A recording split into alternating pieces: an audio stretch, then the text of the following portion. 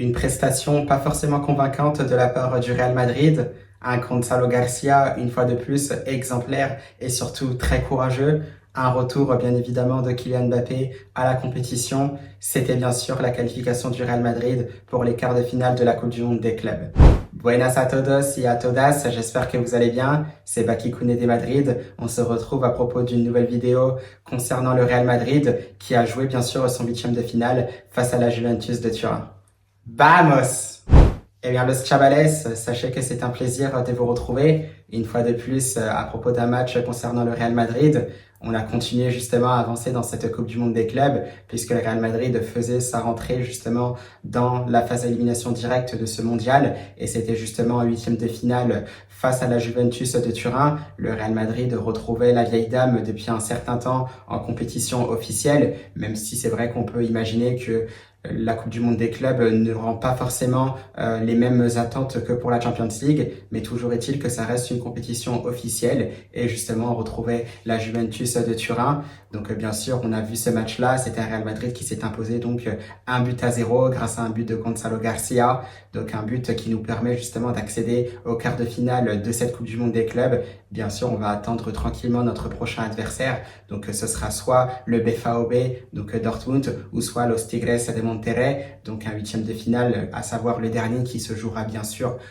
à partir de 3h du matin. Je pense que ça fait 21h heure locale. Un Real Madrid, par ailleurs, qui s'est présenté aussi sur la même composition que les deux derniers matchs, donc respectivement face à Pachuca et face à Salzbourg, donc avec bien sûr Thibaut Courtois dans les buts, Trent Alexander-Arnold, Dean Huysen, Rudiger, Fran Garcia, Tchouaméni, Arda Güler, Bellingham, Valverde, Vini et Gonzalo Garcia, qui est Mbappé qui était bien sûr sur le banc, avec un Tchouaméni qui bascule aussi en défense centrale par moment dès que le Real Madrid aussi est en face offensif, mais dès lors aussi qu'on est en face défensif, on avait aussi bien vu ces lignes de 5 face à la Juventus lorsque le Real Madrid n'avait pas le ballon.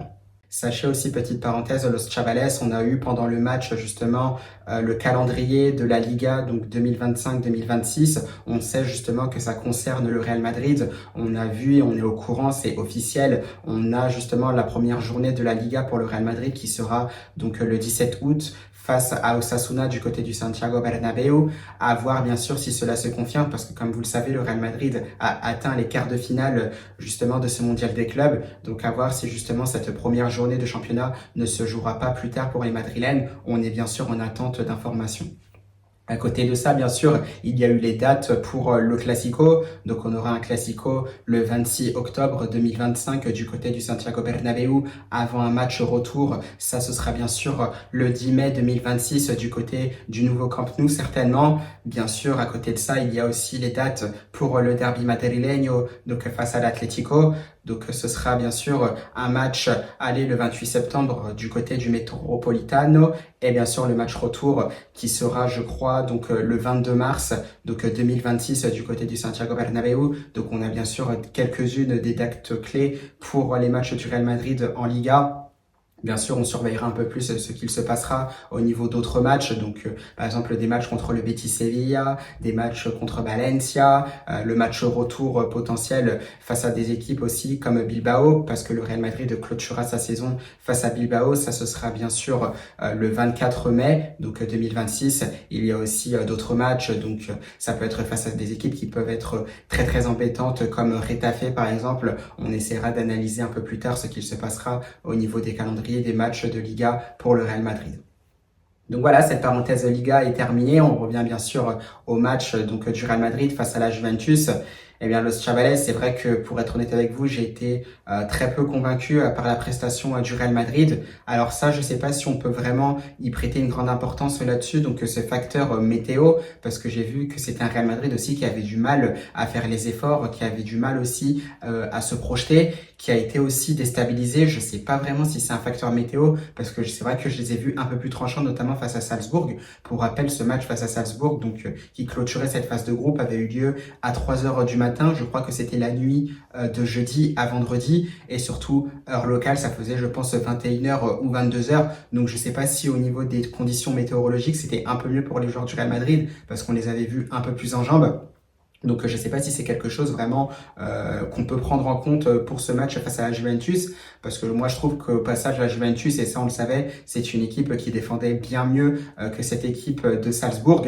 Ça on l'a vu, c'était clair et net, et surtout qu'il y avait beaucoup plus de facilité à se projeter vers l'avant. Et ça c'est quelque chose aussi qui m'a gêné, parce que on avait vu un Real Madrid qui avait du mal à mettre son jeu en place, on avait vraiment du mal aussi à mettre du rythme. C'est vrai que par moment on avait une Juventus qui arrivait à prendre de vitesse cette équipe du Real Madrid. On l'a vu justement plusieurs fois, et notamment avec cette action pour Kolo Muani. Donc c'était en première mi-temps où il arrive justement en combinant avec Yildiz à prendre le dos de cette défense madrilène, et heureusement pour nous il manque de justesse face à Thibaut Courtois pour le lob. C'est vraiment le geste qu'il y a à faire, mais après c'est vrai, moi qui ai vu aussi Thibaut Courtois vraiment de près, donc au stade, au Bernabéu, vous le savez certainement puisque j'y suis allé plusieurs fois, c'est vraiment un Thibaut Courtois qui a une sacrée envergure, qui prend vraiment énormément de place. C'est vrai que c'est quelque chose qui a pu gêner Kolo Muani, même justement dans son geste de lob, donc dans sa tentative de lob, c'est des choses qui ont pu certainement le gêner, et c'est vrai qu'il a manqué de justesse technique pour pouvoir faire retomber ce ballon au fond des filets. Mais c'est vrai que la sortie de Thibaut Courtois aussi, elle, reste décisive.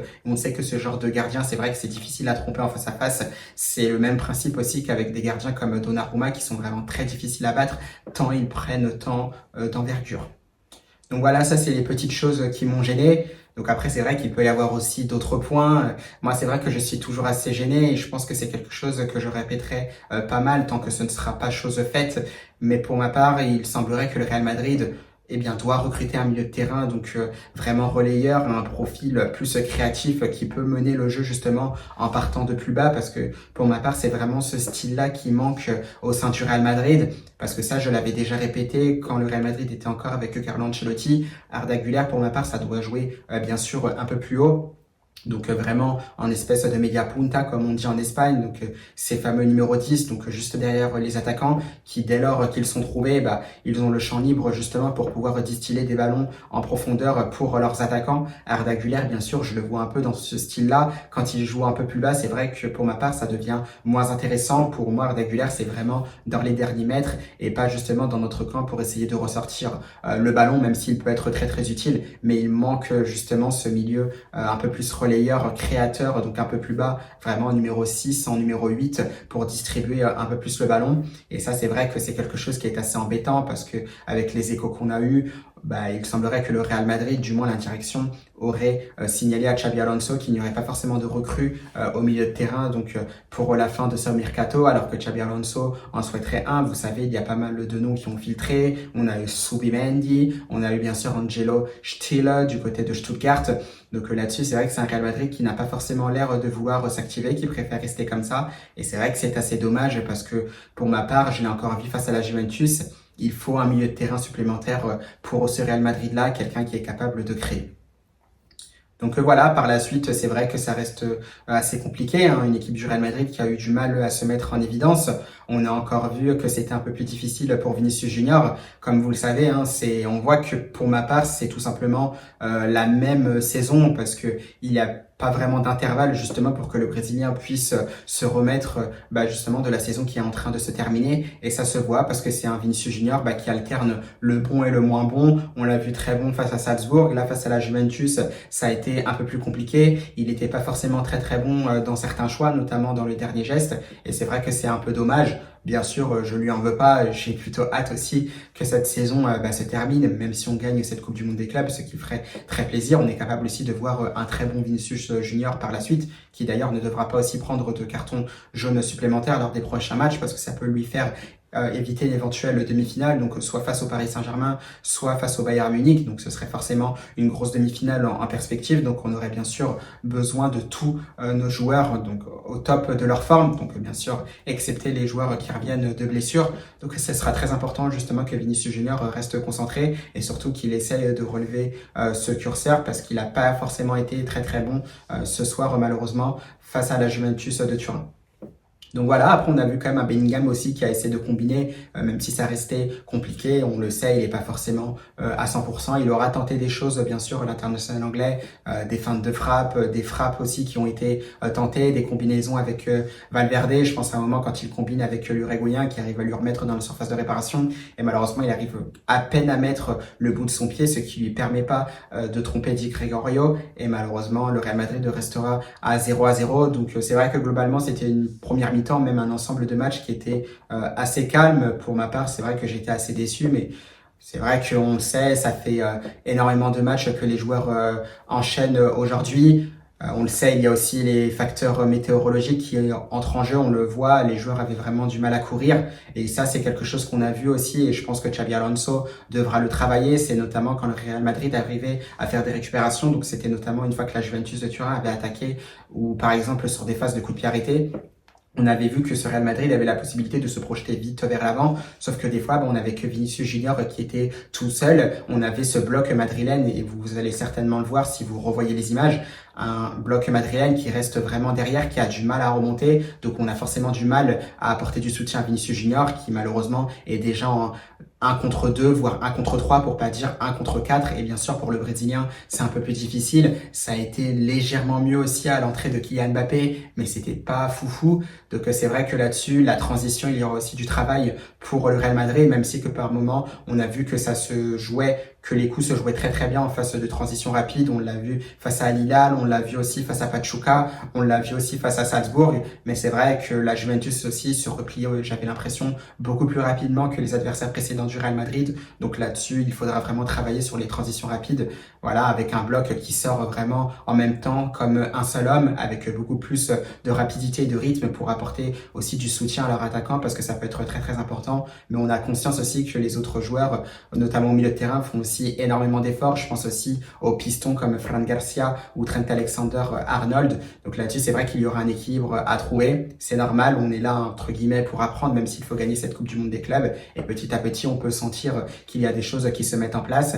Mais pour que ça prenne, il faut beaucoup de travail. Et le Real Madrid, je pense, a ciblé certainement les petites choses qui ne vont pas. Il faudra continuer à travailler là-dessus. Donc après ça, bien sûr, on a Gonzalo Garcia qui a été aussi intéressant. Intéressant, pourquoi? Parce que si vous avez remarqué, c'est un joueur qu'on n'a pas forcément beaucoup vu dans ce match-là. C'est vrai que par moments, il était bien pris, il y avait cette difficulté à pouvoir recombiner. Mais comme vous le savez, Gonzalo Garcia, ça reste un numéro 9. Un numéro 9, quoi qu'on dise, quoi qu'on veuille, son but, c'est de marquer, peu importe qu'il touche un ballon, 50 ballons, 90 ou 100 dans le match. Le principal, c'est de scorer, c'est ce qu'on demande principalement à un buteur. La seule petite occasion qu'il a, bien sûr, il la transforme avec un bon centre, je crois, de Trent Alexander-Arnold. On a aussi Rudiger qui est dans cette surface de réparation.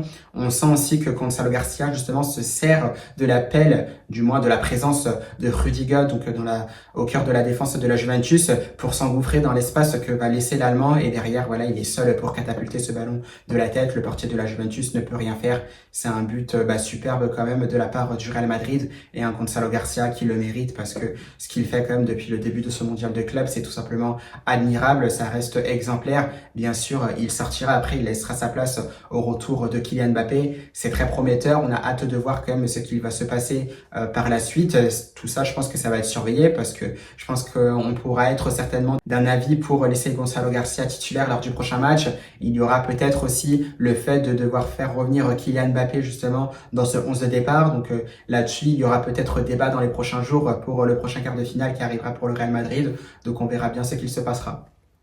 Et bien sûr, à part ça, Kylian Mbappé est revenu assez tranquillement. C'est vrai que ça a été assez timide pour le Français qui était malade, comme vous le savez. Voilà, il y a eu des petites courses, il y a eu des légères combinaisons avec Vinicius Junior. Il a essayé de servir un partenaire aussi après avoir éliminé justement un adversaire direct suite à un dédoublement à côté de Vinicius Junior. Malheureusement, ça n'aura pas apporté grand-chose. C'est un Real Madrid qui a su gérer, qui a défendu efficacement jusqu'au coup de sifflet final. Un coup de sifflet final, comme vous le savez, qui était synonyme de qualification pour les quarts de finale. Et maintenant, le Real Madrid attendra le vainqueur du Borussia Dortmund, Tigres de Monterrey, qui se passera cette nuit, donc de mardi à mercredi, à partir de 3h du matin.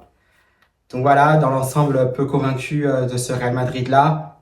Bien sûr, comme vous le savez, on laisse le temps, donc de façon générale, pour ce Real Madrid-là. c'est bien sûr que le quatrième match de Xabi Alonso, c'est vrai que quand on regarde bien se hisser en quart de finale de cette Coupe du Monde des clubs, ça reste quand même avant tout une belle performance. Maintenant, c'est vrai que par rapport au standing du Real Madrid, c'est vrai que si jamais on sortait en quart de finale de ce mondial des clubs, ce serait vraiment limite un échec, même si c'est la première de Xabi Alonso. Donc on verra bien ce qu'il se passera. J'attends une montée en puissance de cette équipe du Real Madrid. On n'oublie pas aussi une des choses qui m'ont agacé, donc c'est notamment au niveau des coups de pied arrêtés, des coups de pied arrêtés que je trouve pour le moment pas très bien tirés pour le Real Madrid. On comprend pas ce qu'il se passe vraiment aussi dans la surface de réparation, donc au niveau offensif, il n'y a pas forcément quelque chose qui est mis en place.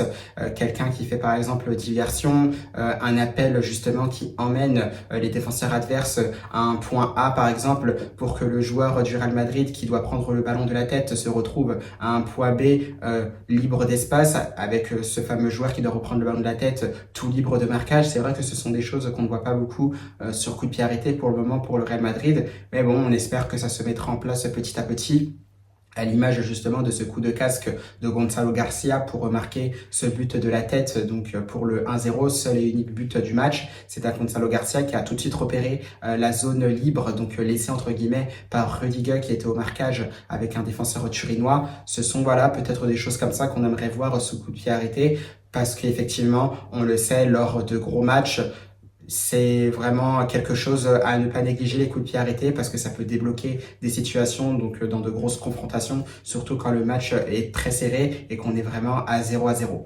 Donc là-dessus, c'est vrai que j'en attends plus de ce Real Madrid de Xabi Alonso, qu'il devienne beaucoup plus complet à l'avenir. Mais bon, on va pas trop être exigeant, on attend que ça vienne petit à petit. Comme on le disait, on n'est qu'au quatrième match.